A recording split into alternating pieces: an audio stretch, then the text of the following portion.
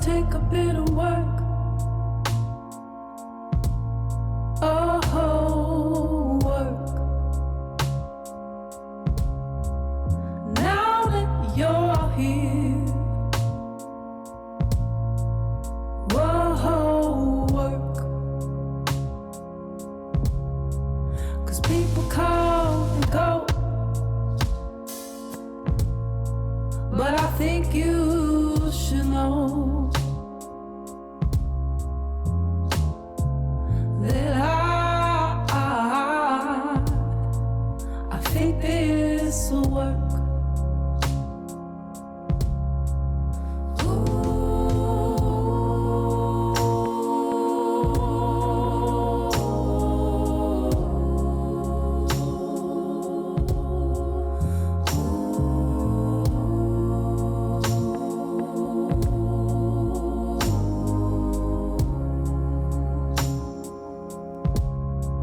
It's gonna take a little time, but with you by my side, I won't let go till I've got what's mine. 'Cause people come and go, but you should know that I'll take it slow.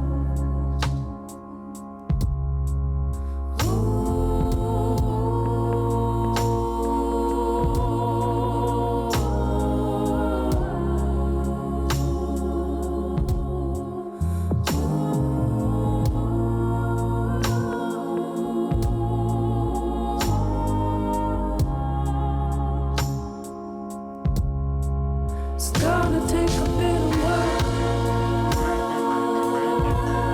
Oh, work. Now that you're here, whoa, work. It's gonna take a bit of work.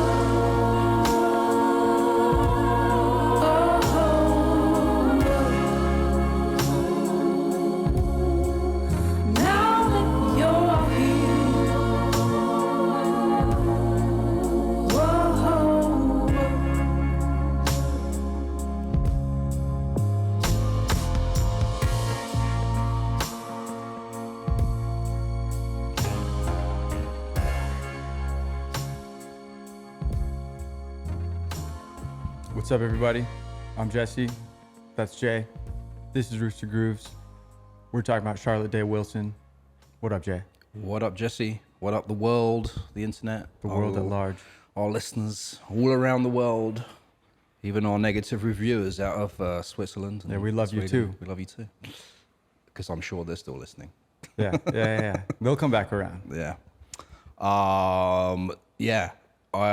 Rooster Grooves. Gotta say it again, just for new listeners. This isn't the place to get your authority on every artist that we talk about.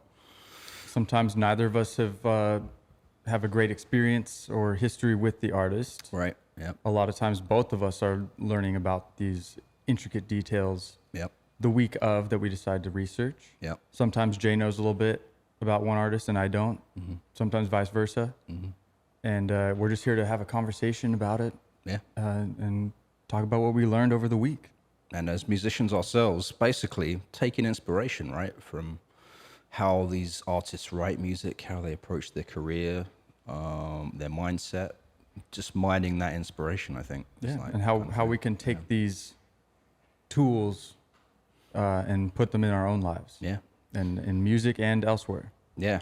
And we've done 115 episodes publicly released. There are a couple that didn't quite work out that are in the vault somewhere that might get released. But I've learned a lot so far in all of these hundreds of episodes. I love these conversations. Yeah. And like you say, Charlotte Day Wilson, just got to call out, first of all, that this is a listener or a viewer suggestion. Oh, cool. I didn't know that. Yeah, from are Eliza. We did a episode on Eliza, formerly Eliza Doolittle, out of the UK, and Peelcat8144 is the person or the user Shout out. that said, "Nice show, guys. We all love Eliza." Emoji with the hearts coming out of the eyes. How about Charlotte Day Wilson smiley face? This one's for you. So this one's for you, Peelcat8144. Hellcat. Yeah, I feel like they're in the room with us today. there you go. So we're talking about Charlotte Day Wilson, Canadian singer-songwriter, producer. Yeah. She makes R&B, soulful R&B, electronic pop, Yeah. soul, any blend of these genres that I've just named.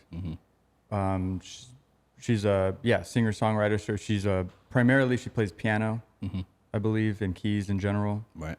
Yeah. Mostly part classically trained and part DIY taught herself. Yeah. And she has a few EPs out, Yeah. a couple albums out, I think one album or just one full one length. so far. Yeah. Yeah. Yeah. So I mean, I think the first, her first EP came out 2012, Yeah. and she's been working ever since. Yeah. What do you got? Yeah, just very chill, neo soul, moody soulfulness, R&B roots. She's got a great voice, great harmonies she does with herself, and just very like thoughtful, mature music. It sounds like. I like just from. I couldn't track down the 2012 release. Like it was an EP that came out, which is her first thing. Couldn't find that anywhere. It's been a little bit scrubbed from the internet, maybe. Palum. Yeah, what was it called? Palums. Pal- I can't really say it. Palimpsest. Palimpsest? Yeah. Okay. And I did have that pulled up actually. That's the name of her first EP, Palimpsest. Okay. A manuscript or a piece of writing material on which the original writing has been effaced to make room for later writing. Or this one's a little better. Something reused or altered, Right. but still bearing visible traces of the earlier form. You deep. Yeah, Like a it. cool word. Never heard Cool that word, word. never So that's heard the it, word of the day. We'll see if we can fit that in to the discussion at some point. In a sentence, yeah. But 2016 CDW, her initials, I guess, was that EP. And just right out of the gate from that EP, she's got her sound well formed, her vocals, like everything is just like solid. Yeah, it came think, out like- pretty strong. And we'll talk about it. She was in a band earlier and she'd been working on stuff. Yeah. So she had a little bit of practice before she came out as an artist, you know, herself. Yeah. And that song we opened up the show with was called Work, Yeah.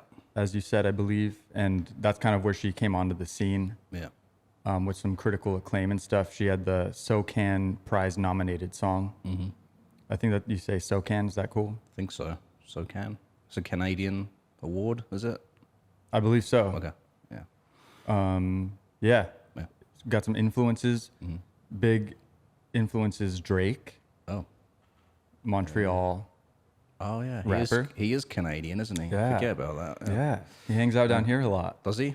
I mean, in the USA. He is playing Seattle tomorrow, I think. Actually, that's true. Climate Pledge Arena. There you So go. there we got a little connection there, right down the road. Adrian Lenker. I don't know that. I wasn't super familiar. James Blake. You kind of know him. Yeah. Yeah.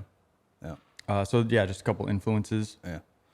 And Motown as well, right? I think a lot of Motown stuff I saw somewhere earlier on in her younger years, I think. Yeah. James Blake. Motown stuff. Yeah. Oh, like she was into Motown stuff? Yeah, Okay, yeah. gotcha. Yeah. I don't think James Blake is Motown. That's all I was- No, he's more like Metallica, right? Is that? Yeah, he's super heavy, Super- thrash metal, you know. No, isn't he the guy that does he do like kind of everything by himself? Is that the guy? Yeah, I think so. I've seen him like do a live set where he's like live looping and singing Yeah. and something like that. He's more like singer-songwriter, alternative, Okay, yeah, I think, but I don't want to speak on it too much. I'm not super familiar. right, yeah, But so she has a really strong, seductive voice, yeah, and it really draws you in. A lot of the music is pretty subdued. yeah. It's not super fast and upbeat. No. Just really, really chill. Yeah. And what's the word? Looking inward. Introspective. Introspective. Yeah. Yeah. Really honest and truthful. Yeah. Definitely. Let's play another track. Yeah, we And got another then track. Quote of the day. I have one this week. I'm hyped for Hyped. that.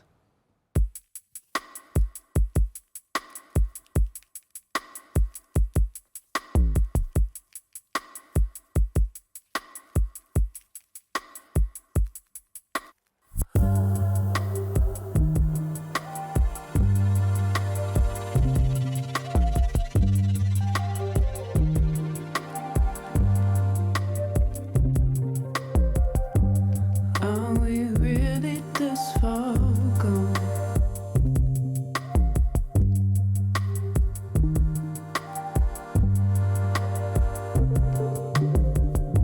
We yell upstream to watch it fall.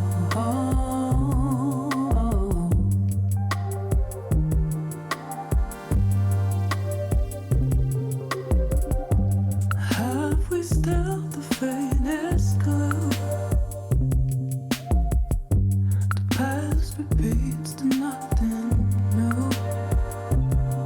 Every day is a shot in the dark, and we're tested, afraid of the mark. We're more or less than. It's nothing new.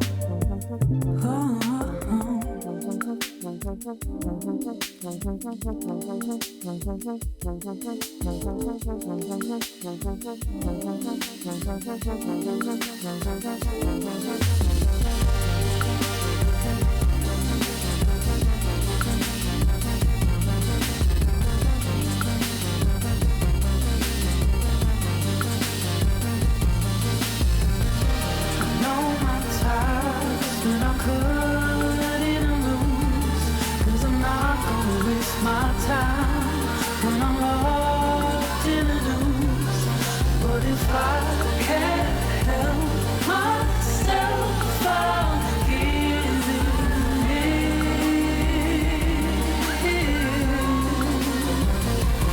all of the times I held you up to let you win.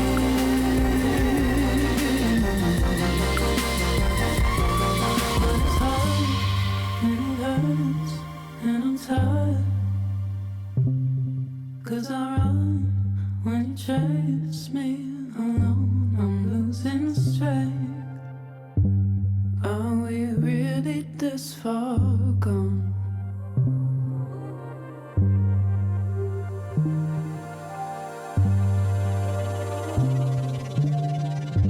We yell upstream to watch it fall.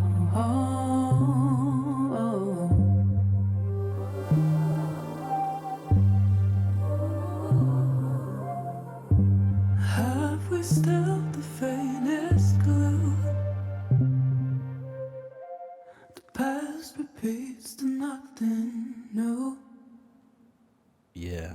Nothing New was the name of that track from Charlotte Day Wilson. Her EP Stone Woman came out in 2018. That's a 6-track EP. Lots of great stuff on that. And that was a vibey track. Yeah. Yeah, I like how a lot of her tracks are pretty short and sweet too. Yeah. They just kind of Yeah. draw you in, and then they leave you alone. Not overbearing. They don't invade your life and Yes. say, pay attention to me. No. Listen to my 10-minute epic song. Yeah. So we got quote of the day. Quote of the day this week, going with the big guy, John Lennon. The man himself. He said, if being an egomaniac means I believe in what I do and in my art or music, then in that respect, you can call me that. I believe in what I do and I'll say it. I like it. Confidence. He had an ego on him a little bit. How could you Yeah, not, Yeah, he did. being part of the Beatles? It's true. They all did, really. I feel like McCartney, I think, still has an ego. I mean, yeah. I've seen him like... He's Paul McCartney. He's Paul McCartney. Yeah. You Do you know? know who I am? I'm Paul McCartney. Within that umbrella, though, he seems somewhat humble. you know, Yeah. while still like being like Yeah. I'm Paul McCartney. He Right. sounds chill from what I've heard. Yeah. You know, when you hang out with him, he's like, he makes an effort to seem like he's like, hey, let's just be friends. Yeah. You know, I'm not Paul McCartney. I'm just Paul. Well, there's Let's hang out. the Damon Albarn story. Sorry, I keep dropping Damon Albarn. He's a big influence on both of us. Yeah, Damon said a couple of times he had Paul McCartney around his house for like dinner and to jam. And then Damon said it was funny because Damon's nephew was like in charge of making drinks, but he was like, you know, he's underage, he's not supposed to be drinking. So he was like sneaking a few drinks as he was making them for Paul and Damon and everyone. And he got on the bongos and he was just wailing away. And Damon reminded him like a couple of days later, it's like, you know, you were jamming with us and Paul McCartney. And he didn't remember. He was just like drunk and wailing, playing along with Paul McCartney. Just in the moment. Imagine that. I couldn't. You don't remember the moment. Yeah. Slight little tangent though, but how would you feel about jamming with like someone like that? Would you be able to even play, or would you be like, freeze up? Like, it's Paul McCartney. I don't want to, like, is he going to think I'm shit or something? I don't know. I don't know. You've got to have the confidence. I like to think I would have the confidence to just start making some sounds. Yeah. You know, but there would probably be some level of like being starstruck. Right. So it's hard to say Yeah. how I would react. Yeah. You know, musically. Yeah. But I like to think that I would be able to, like, let's go. I guess it depends on the person as well. You know, if he's like, I'm Paul McCartney, are you going to play me a song? You know, I don't think Let's see what you got. Yeah. See what you got, kid. I don't think he'd probably be like, oh, you know, chill. I guess it's all about the room and the vibe. Yeah. Same with anything, right? And we're all just people. We're all equals, even though, you know, he has more sold records than I do, you know, just a few more. More awards and famous. Yeah, anyway. But like John Sullivan said, you got to have the confidence, right? Believe in what you do. I like that. Yeah, and that's something that any of us can do. Yeah, for sure. And I think Charlotte Day Wilson has a bit of that as well, which we'll talk about. But should we get in that time machine? Yeah, so we're going back. Step on in. Yeah. All aboard. The doors shut. And zap. We're back in 1993. Charlotte Day Wilson is born. Let me see. Where was she born? She was born in Toronto. Yeah. And then real quick, I said Drake was from Toronto, but I think he's from... No, Drake is from Toronto, but before I said he was from Montreal. Okay. So let me just correct that real quick. All right. Fact checking. Getting my out-of-country cities mixed up. Right. So, yeah, she's born. I don't know, you know, just... I don't have the exact timeline about her daily life as she went through her early years. Right. But I knew she was surrounded by some musical people. Her dad was a music teacher. Okay. Or her aunt was a music teacher on both sides, her dad's side and her mom's side. But I think her dad was a music teacher as well, or something like that. Okay. Yeah, I didn't find any info about her parents. I heard her aunt was a music teacher, and she said she definitely had an influence on her growing up. Yeah. But her dad was always playing piano and guitar. Right. So he did have some influence, obviously, but I don't know exactly what he did as a musician. Yeah. Or if it was just, you know, amateur for fun type stuff. But she was surrounded by some music stuff, which led to her, you know, influence, obviously. So I think her uncle played saxophone. And so all this was, you know, led to her being, you know, inevitably drenched. Drenched in music. Yeah. Yeah, it sounds like her parents were very encouraging and maybe a little bit pushy in her eyes or something, like it seems like. Because as a lot of us as younger people do, we get piano lessons. I did that. Yeah. Did you do that? You get piano lessons? I did. My dad plays piano, so we did have a keyboard at one point, and he would show me some stuff, but not like serious lessons. Okay. No. Yeah, it's funny. It's like the first instrument for a lot of people. That's the first thing you get to noodle on or whatever. And that happened for Charlotte as well. I believe her teacher was called Jane Ann. She name checked her in an interview. Said that she was a great teacher for her. Yeah, so she was pretty prominent. as like a music teacher. She was kind of sought after, is what I read. Oh, was she? I didn't know. Yeah. Okay. And so, I mean, Charlotte's siblings and or cousins also worked with her for a time, and I read that she eventually like fired them because they weren't, they didn't have it. The teacher fired the Yeah. students. Yeah. Wow. Okay. All right. So she's on that level. Yeah. And they couldn't, they couldn't cut it, or she didn't see the future for them with the music. Okay. And so she got rid of them, but Charlotte was the one who she saw, okay, I think maybe this one has something. That's cool. And so she kept her along, and Yeah. I guess her parents, that was one of the things they kind of pushed on her, and they kind of forced it on her. And I guess they said they couldn't, Charlotte wasn't allowed to quit until she moved out. Yeah. Until she moved out of house. She had to keep doing the piano lessons. Yeah. And I think that's sort of like, not to jump too far ahead a little bit, but I think that's also what kind of inspired her to start writing her own things, because she said she was getting bored of playing like the sheet music and the classical music that she had to do as part of that. So she started making her own like songs, I think. Right. There was also, she went to high school, believe the school was called Humberside, and she name checked a teacher called Mr. Middle, as a music teacher there. And she said she got a lot of good lessons about music from him as well. So Nice. where do we go from there? Yeah. Well, I mean, I guess we're in like 2010 to 2012. I guess that was like the high school years. I don't have all this timeline exactly, but eventually early on in her music career, she joined a funk band called the Wayo. Yeah.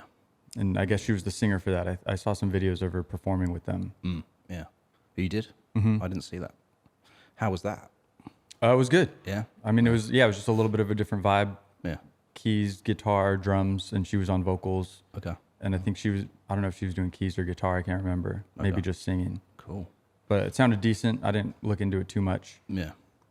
Yeah, I think she went to university, right, to study music. Is that right? Yes. And was that Montreal? I think it was Montreal. Yeah. I think it was Halifax, Nova Scotia, Oh, that's where she studied. actually. Okay. Yeah. Yeah, it's a little bit. There's a bit of a weird timeline. So, she said Halifax is like where she was in the band Waymo, right? I think so. Okay. Yeah. I think, this is like into the college years. Right. Yeah. And that's kind of where a lot of the transition happened. Yeah. And her growth happened. Yeah, because she said, I think she was studying music at school, right? I think. So I think she studied saxophone. I saw a couple of things. I thought one thing said women's studies. Okay.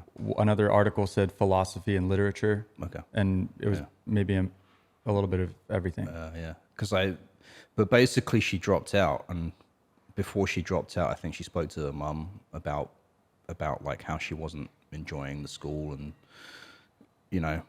and wanted to pursue music. And I think her mum encouraged her, and she said like, yeah, just quit and come back home, basically, I think is what happened there. Yeah. Right. I think even her mom said like, hey, I don't know if you're enjoying this. Are you enjoying this? And she kind of brought it up. Right. Interesting. Yeah. And so, she was like, maybe this is a waste of money. Right.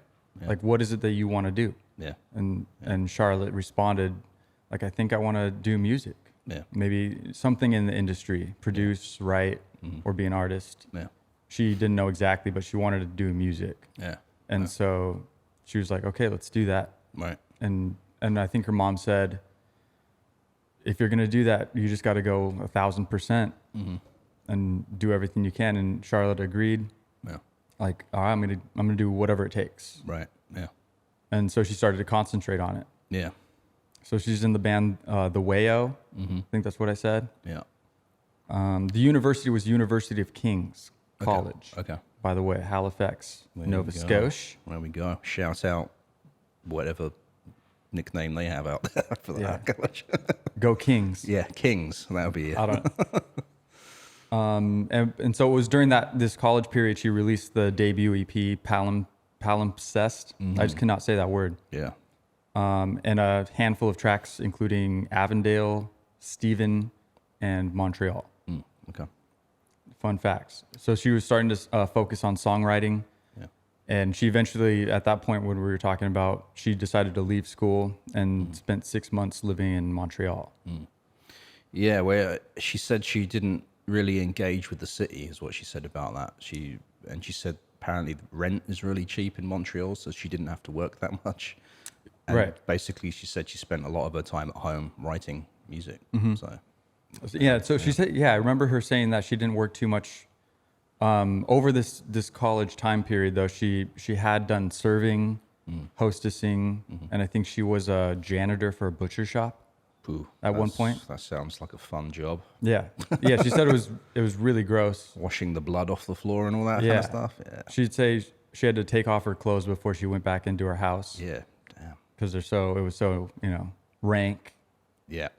I mean, I worked for 1 month in a Safeway in the dairy department, and I had to go into the refrigerator in the back all the time.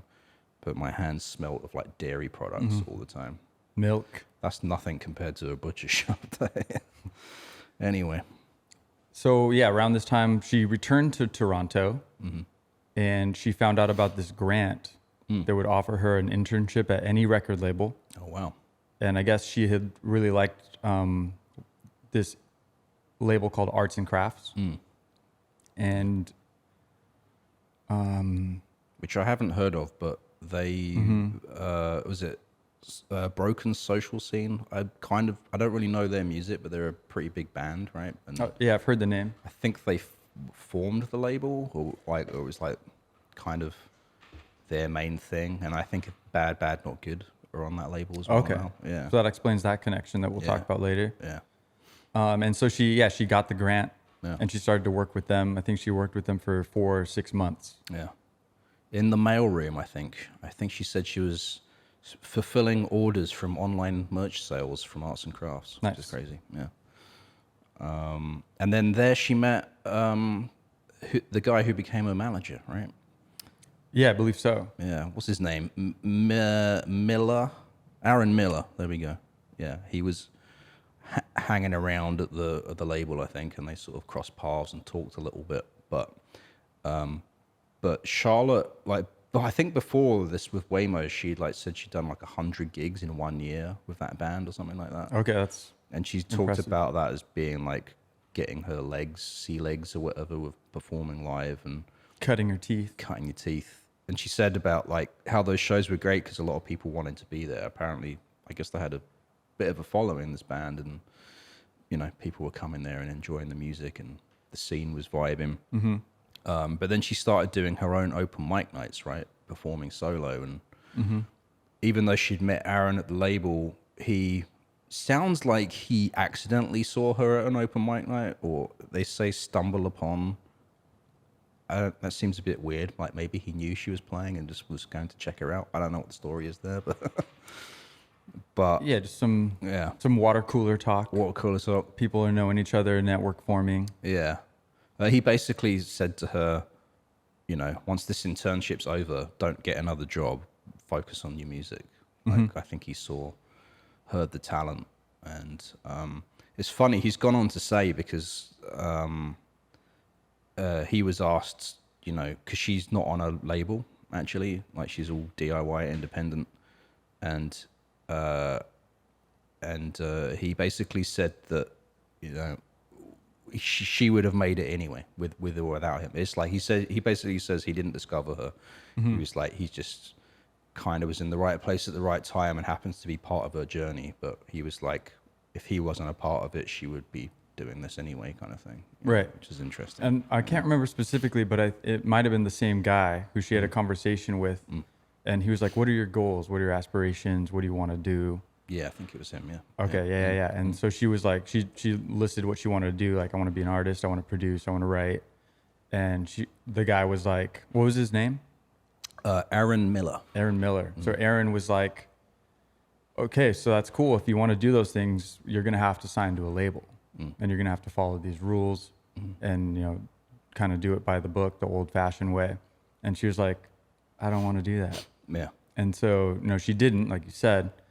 And she did eventually start her own label called Stone Woman. Yeah.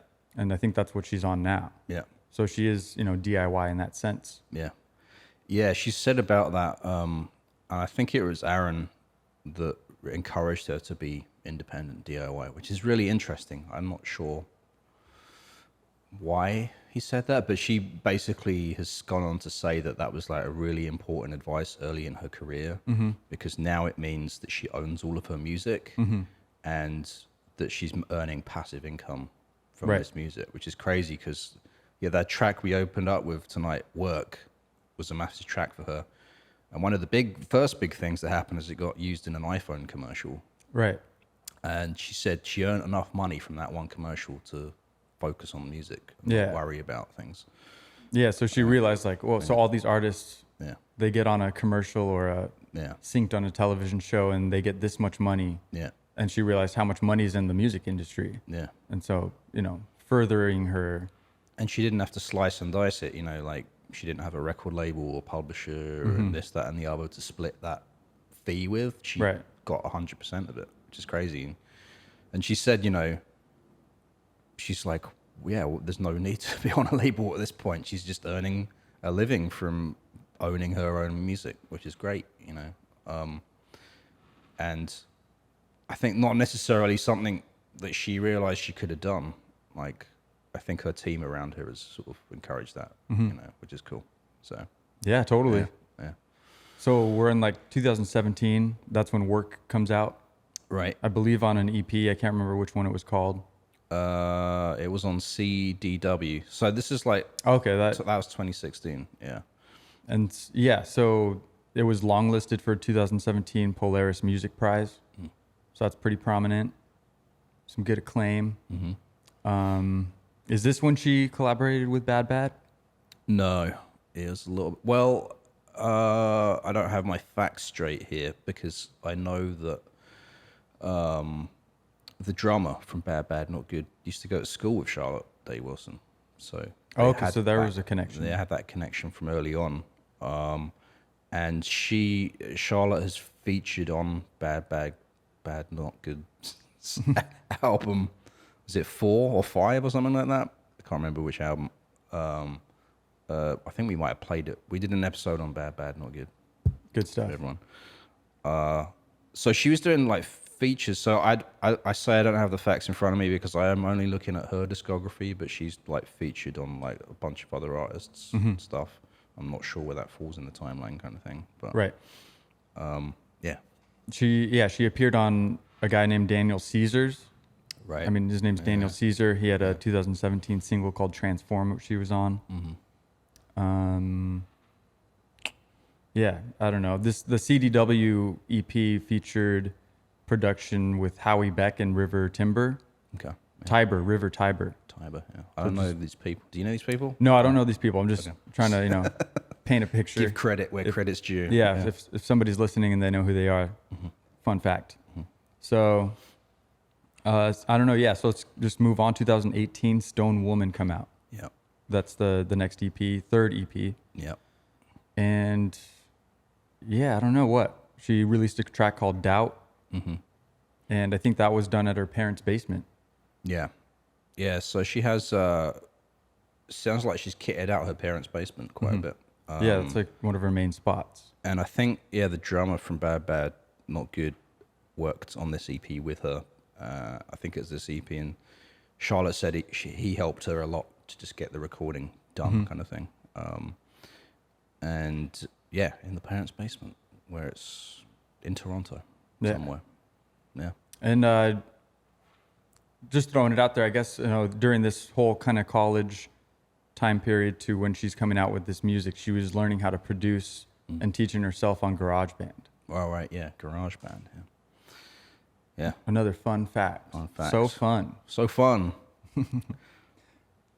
So then, moving on, 2021 is when her first album comes out. The debut. Alpha. Yeah. She said she'd been very pleased with what she's done so far up to this point. Lots of EPs, singles. She just felt it was the right time to do an album.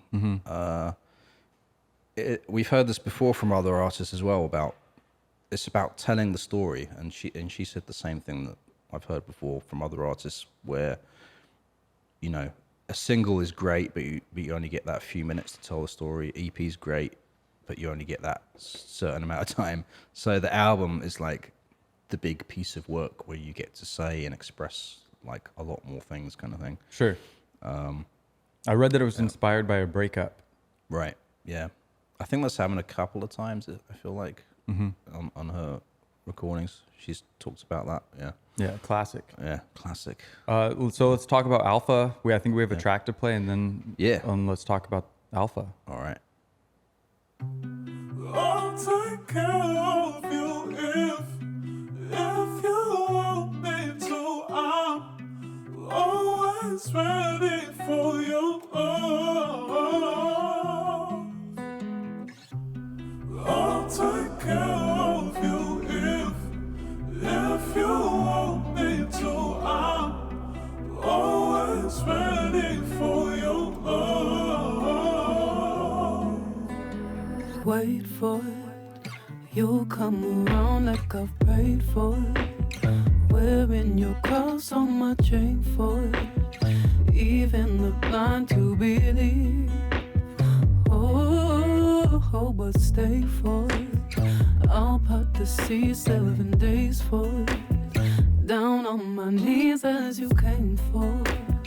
Time's over me. I'll take care of you if you want me to. I'm always ready for your love. What if we fight for it? 12 rounds or more every night for it. Fly to the moon and back twice for it. All for our love. Oh, I'll be nice for it. I take a breath, close my eyes for it. Still wanna leave on the lights for it. More about us. Oh, I'll take care of you if you want me to. I'm always ready for your love. I'll take care of you if you want me to. I'm always ready for your love.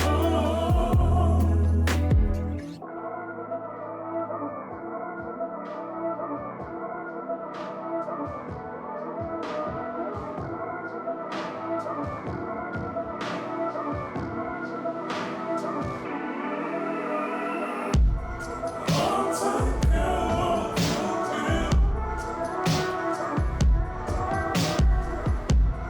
if you want me to.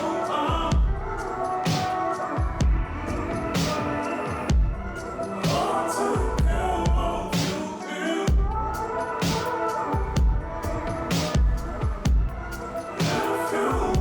me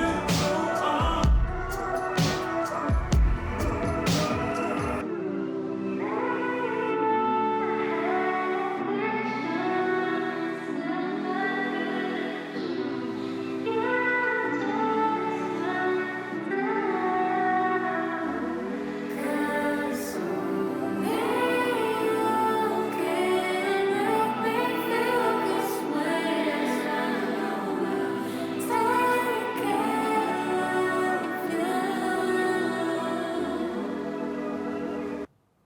Take Care of You, featuring Sid from the internet, off of Charlotte Day Wilson's debut album Alpha 2021. That came out, so she's going to be time for a new album, Charlotte. We're about due. We're about due. We're waiting.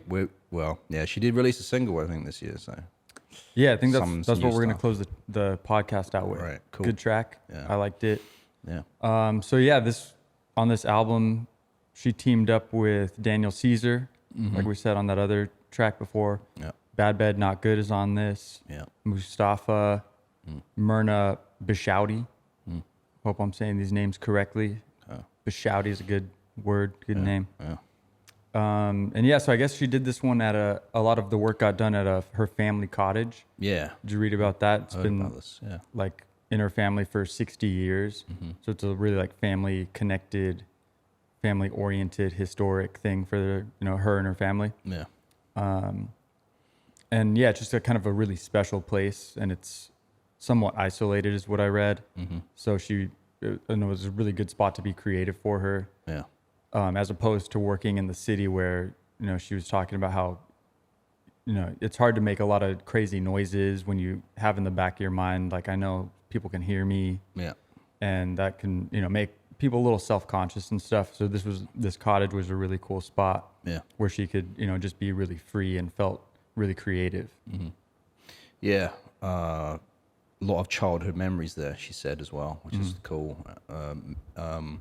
No cell phone service as well. So she was disconnected from everything, social media and all that. I think she took just like a stripped down setup there, just the essentials, I think, to make music with. But yeah, like you're saying, she could just scream and make noise and be free without thinking that people are listening to you. And, which is great. Like, and that's priceless. That is priceless. When you're just trying to, flow.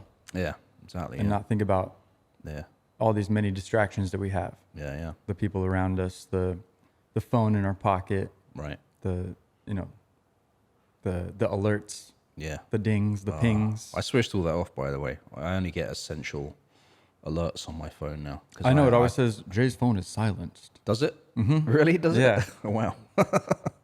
There you go. It's like, don't talk But I'm to like, me. I'm going to text him anyway. Exactly. It gives you an option. It says, let him know anyway. Okay. Yeah. And I don't hit it. I just I'm sure you'll get it. Yeah. And you always respond even if it's, pretty late. Well, my bed goes to sleep. Yeah, my phone goes to sleep at midnight every night. Fun fact. There you go. But I think she did this album in a few different places. The bulk of her writing work was done at this cottage. And then like some finishing and polishing happens in like the basement of her parents' house, where she says she's basically has most of her gear there. It sounds like she basically made that her home studio, even that's not where she lives. Right. She said basically because her parents are out at work all day, so it's quiet. Whereas where she lives, she has roommates and people always coming and going. So she's very much like needs that distraction-free environment, right, to like get stuff done in, which makes sense, obviously. It's valuable. She also said about lyrics that up until this point, she used to edit a lot of her lyrics, like really kind of do a lot of writing and editing of it. And she said on this album, she tried basically kind of singing gibberish over the music, like to get the phonetics out. And from that, she would figure out what the best sounding words are to use. And she said that it was like a new process that really helped her solidify and mold like the lyrics to the words to the music. But she said it also didn't work, where even though she put lyrics to some songs, it still sounded like gibberish to her. So, yeah, right. But yeah, on that same train, she was exercising what you just said, like just trying to let it flow out and then leave it alone. But one thing I saw a quote that I thought was really interesting. She's like, the song Changes. She said that's one track that she had like rewritten 15 times. And she did like 15 different versions of it. Yeah. And another one was also I Can Only Whisper. And she said she did, just quote 15 versions of it. And so I just think that's interesting to see artists do that when they're really, that's not exactly the vibe I want. Yeah. I think it could be better. I'm going to try this thing. I'm going to try that thing. Yeah. And I think it's really cool to put that much effort into it and really go for what you're striving for. Yeah. And then I think with the lyrics, she was, putting those lyrics on top, just trying to get that general vibe out and see what kind of her subconscious wanted to say and what sounded good. Yeah. And then leaving that, but, in conjunction with, giving some of these songs a little bit extra production. Yeah. Like exploration. Right. To see where they could go. Yeah. I think, didn't like the pandemic happen like after she'd written and recorded most of this as well? Was that right? Yeah. Yeah. And so I think she said something about that gave her the opportunity to do a lot of more what you're saying kind of thing, like reopen the tracks and explore them, because she said then she didn't really have the looming deadline or anything happening. Everything was kind of in pause. So another bit of freedom there kind of thing. So I thought that was cool. One, big track off that record, Alpha, was Take Care of You. Yeah. And that one had Sid on it. It's one we just played. Exactly. Oh yeah. And that it was nominated for the Juno Award. Right. For traditional R&B soul recording of the year. And I think that one was, she was mentioning it was a pretty cool track, because I think it was the first one where she was like fully embracing being like a queer person. And just kind of a moment for her to actually be like, okay, like I'm going to just be comfortable with myself and putting myself into this song. Yeah. And just for a little painting the picture. Yeah, definitely. Of what she's going through, what she's writing about. Definitely, yeah. And I think that's pretty cool. Yeah. She's also said about that, I think, like, because of like being queer in like certain situations she's been in, she's had to put on a bit of a shield kind of thing. And she said some people makes that feel that she seems a bit judgy in person or something like that, like hard to please or something like that. But it's just because she's like, I think she described this herself as like just being very protective kind of herself, like, Yeah, just kind of thing. inoculating herself. Yeah. Protecting herself. Yeah. What else about this album though? I think there was like 4 music videos that she did for this, teamed up with a filmmaker called Kevin Funk, I think. Great last name, Funk. I hadn't seen any of these videos, but apparently she was very involved in this process where she talked a lot with Kevin about like the themes of the album and what she was talking about, so they could express that visually. And she said they ended up filming like hours and hours and hours of footage, and they got this editor, and she was going back and forth with the editor. And she said she probably pissed this editor off because she was like so like particular about what she wanted. But apparently throughout that process, she realized because she was so particular, she was like, why don't I just like learn how to edit my own videos, like download the software? I was going to say, so she did end up doing a lot of the edits, right? I think so, yeah. Because what happened, and this is a really interesting creative technique, is as she learned how to edit and she was editing the visuals to the music, she realized there's some edits she could make to the music to fit the visuals better. And so she said she got into this process. This is during the pandemic when she was, free time, deep diving into this stuff, where she would like edit a bit of the visuals, go back to the music, make some changes, re-export the audio, go back to the video and edit that. And it was like this back and forth process. That's cool. And this is crazy. And she said, obviously people do this for film all the time, scoring and that.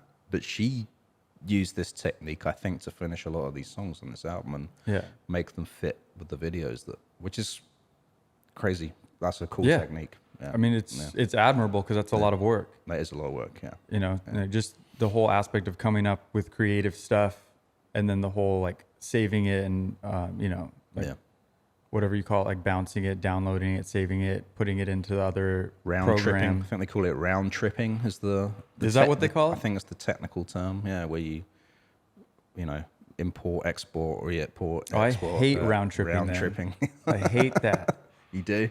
I'm bad with that organization. Technology and different file types. It can become folders. A bit insane. Yeah, if you don't like label things, and like I've realized I've done this where I finished a track and then I decided to change the name of it when I released it. and then now I've forgotten what the original file's called because I've changed the name of the released version versus all the internal files.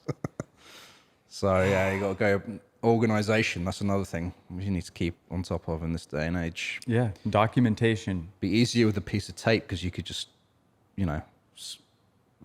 cross out the name and write the new one on the box. I don't know. It's not a bad idea to have, like a giant whiteboard. Yeah. To have a more physical. Yeah. Way to see where the changes happened. Like, I changed the name. Okay. Right. Now I see. I know what it used to be. Yeah. I don't know. It's computers are so fantastic and useful and powerful. Yeah. And this day and age, they're like an extension of our brain. Although stuff could still, get lost in there, just like memories get lost in. Like, if I jogged your memory about something 4 years ago, you might not be able to tell me that story like right now, just from your memory. But if I jogged your memory, you'd be able to be like, oh, I remember that day. Right. I remember what happened. And so we save stuff in our computers too. Yeah. And sometimes it gets, lost. Forever. I've had old computers that had music on and, back in the day where I wasn't exporting things. But even when I have exported things to hard drives, those hard drives don't work anymore either. So back up. You got to back up on something. I don't know. Release it. Put it on a vinyl. Then you have it forever. I don't know. No, I mean, if it's something like SoundCloud, and you don't even have to make it public. Exactly. Yeah. I wanted to talk about that track "Work" again. I know we already talked about that and went past it, but I forgot to say a couple of things creatively that I thought were really cool. Apparently, the genesis of writing that song, musically, she had like writer's block and she didn't know what to do, and she had this like out of tune Casio keyboard, and she had her girlfriend. She asked her girlfriend, just play 3 notes on the keyboard, any 3 notes, and just play it. And then she did it, and was the inspiration for the song. She's like, okay, well, let's start the song with these 3 chords. So she wrote all of this and realized after she'd finished it that the whole song was like out of tune, but it was in tune with itself, but it was out of tune with it was like a quarter step or something like that, And she was like, oh, that's weird. So she had the intention of re-recording the whole thing, and she played the track to her manager and her team, and they were like, this is great. No, you got to put that out, that version. Right. So that track, "Work," if you try and learn it, realize that it's like out of tune slightly, so you'd have to do that. Lyrically, though, in that song, I thought it was interesting. She was asked about that, and she said basically it was a song about her ambition and dedication to making it in the music business. So she, from the start, said that she definitely wants to be in the music industry. She doesn't know how, but she wanted to find her place, but she definitely wanted to do it, kind of thing. And she realized that if she just put the work in, the dreams can come true. So that was like... She did it. And she did it, yeah. And she manifested it, she put it in a song, and that song became like her breakthrough hit, which is crazy, anyway, I just wanted to go back to that and make sure I got that in this episode, because I thought those are some crazy little bits of facts there. Yeah. We're getting the time machine 2 times. 2 times, yeah. Now we're back to the future. Yeah. That's pretty much all I got on Charlotte. That puts us up to date. Yeah. She released something this year, which we're gonna play out with. Yeah. And it's a really cool track. And I'm sure she has a bunch of more stuff up her sleeve and a new release. Yeah. Imminent. I heard that she wants to be more freer and looser with her music now. She doesn't want to sit on things for too long. She feels like she's put out a lot of great music now that people know who she is. That she said that she feels like she can be more experimental going forward and just release more music without being too crazy about how it's packaged or put out or whatever, kind of thing. Yeah. Which is great. We can look forward to that. And one last thing I'll say about her, which I found was really interesting, is she talks about the importance of a team. And basically, she has a publicist, a booking agent, and a manager. And she said they're like family. They're like very close people together, kind of thing. But it's really interesting to me that that's all you need. Like, you can have your own label, put out your own music, but as long as you got the right PR and publicity, and you have someone that can book you shows, and then you have some manager that manages it all, you can make it in the music industry. Like, I don't know how most people could do that, because I feel like you'd have to pay someone, like a publicist. It can't really just be your friend. It needs to be someone that has connections with like magazines and whatever, and someone part of the media network, companies, who has a cunning drive, to get stuff done just as much as you do, hopefully. So I think it's not something we haven't touched on a lot, but other artists definitely have this team. But it makes me realize, if we're going to put out music, if you want to be serious about it, like, think about the team. Who can be getting the word out? Like, that's their job. Get the word out in the media, get you interviews, get you, and then who can find the shows for you, and just rinse and repeat that, like, create a system, create a process. Because you can't do it all yourself. I mean, you can, but you might burn out. And not focus on creating good music, which is like the start of it all, is good music, right? So, Amen. Interesting. I didn't really. It's funny when I research people on this podcast, I feel like I don't have enough information when we come into recording, and then as we talk, all these loose bits of things slowly come into focus. I'm like, there we go, epiphanies and revelations. It's there. Endless stuff to talk about. Yeah. But Charlotte Day Wilson, good stuff. Yeah. I'm a fan. Yeah. Looking forward to more stuff. Yeah. And let us know what you think. You got anything else? I'm done. Yeah. Same ditto. Great music. Start anywhere. Yeah. Start anywhere. Start anywhere. Yeah. With no discography. It's all great. Yeah. Right on. If you guys want to hang out with us, hit us up. We're on Instagram at Roots to Grooves. We're on Twitter or X at Roots to Grooves. YouTube at Roots to Grooves. TikTok at SIGNL Radio. And hit us up directly. Jay's got the Gmail. Roots to Grooves at signalradio.com. SIGNL radio.com. Oh, it's not Gmail. It is. Oh, it is. But it's signalradio.com.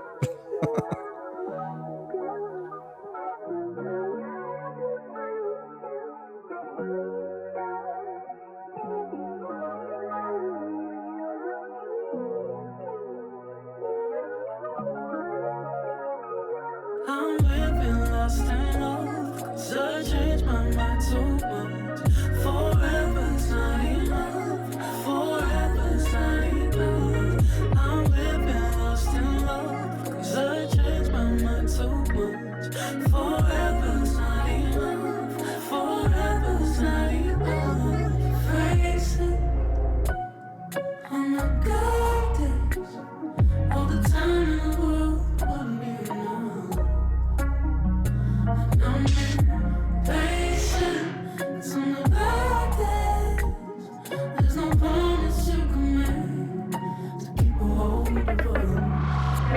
I had you in my mind, oh, for all this time, before you were mine. I couldn't decide wrong from what was right.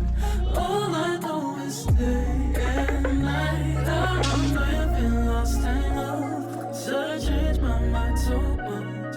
Forever's not enough, forever's not enough. I'm living lost in love, 'cause I changed my mind so much. Forever's not enough, forever's not enough. Tell me, can I ever believe you? Tell me, 'cause you change your mind whenever I need you, baby. I'm out of my mind every time that I take you back, No sense of trying, I know I can't help myself. I had you in my mind, oh, for all this time, before you were mine. I couldn't decide wrong from what was right. All I know is day and night. I'm living lost in love, so I changed my mind too much. Forever's not enough, forever's not enough. I'm living lost in love, so I changed my mind too much. Forever.